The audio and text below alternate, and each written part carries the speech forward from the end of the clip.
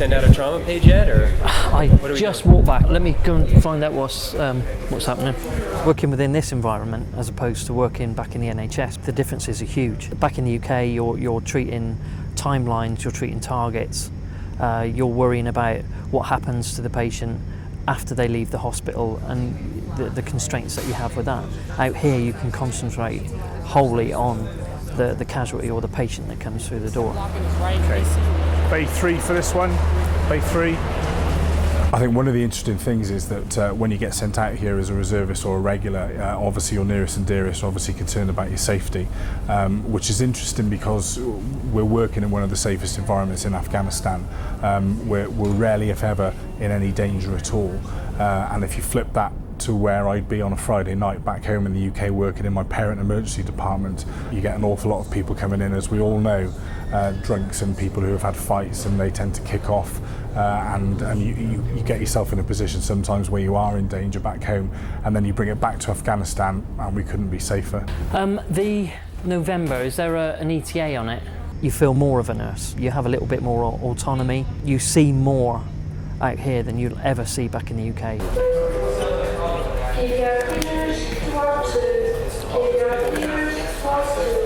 Went out to get an ETA and come back with a different casualty. We got another Camp B coming in as well. It's non-stop. It's non-stop.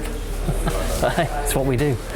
It's never a case of picking a brand new nurse out of an NHS hospital, putting him or her into a uniform and dropping them into an operation overseas. When you commit yourself to the Territorial Army as a second career almost, you're committing yourself to a period of intense training to get you on par with your regular counterparts, because make no mistake, every single person out here has passed the same tests annually as our regular counterparts do to let us come out on operations and support them. I can give you an example of a typical working day.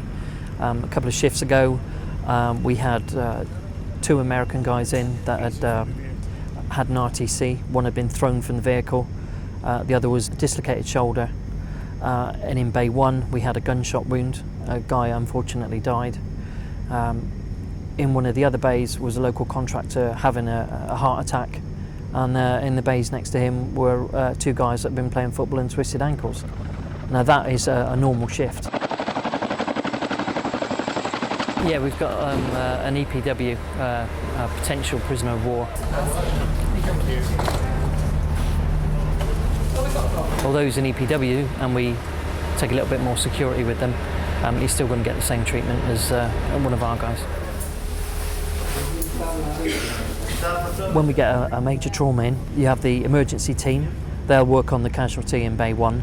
But on the sidelines, you'll have all the surgical team. You'll have the general surgeon, the orthopaedic surgeon. You'll have the anaesthetist. You'll have the operating department practitioners.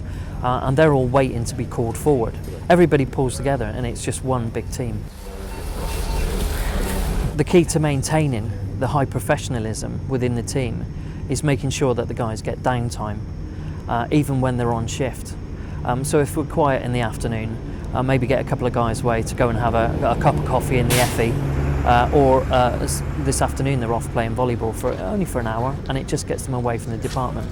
There was an instance a couple of days ago when the unit had its the UK Med Group photograph, which was all of the hospital. Dino, who I think probably raided a joke shop before we came out here, turned up on parade, all prim and proper as you'd expect. And as we were getting ready to line up, he appeared with a set of glasses that were thicker than the bottom end of Coke bottles, and it's that type of thing. Had everyone in stitches and just brought a bit of levity to the situation, and just shows the duality of some of the people that we work with. Stuff that I've learned in the last 5-6 years being the Territorial Army, and this being my 5th operational tour in that time, is the amount of leadership, the amount of clinical skills, the way that you have to cope with things, overcome, adapt and overcome and move on. It's stuff that you just couldn't be taught elsewhere outside of the Territorial Army on operations. The selfless commitment demonstrated by every member of the hospital med group is immeasurable. You think nothing of getting called out of your bed at 2 o'clock in the morning after a 12-hour really busy shift to come in and help the guys that are on their shifts already. Because at the end of the day, the only important thing is the casualty. You'll come back off an operational tour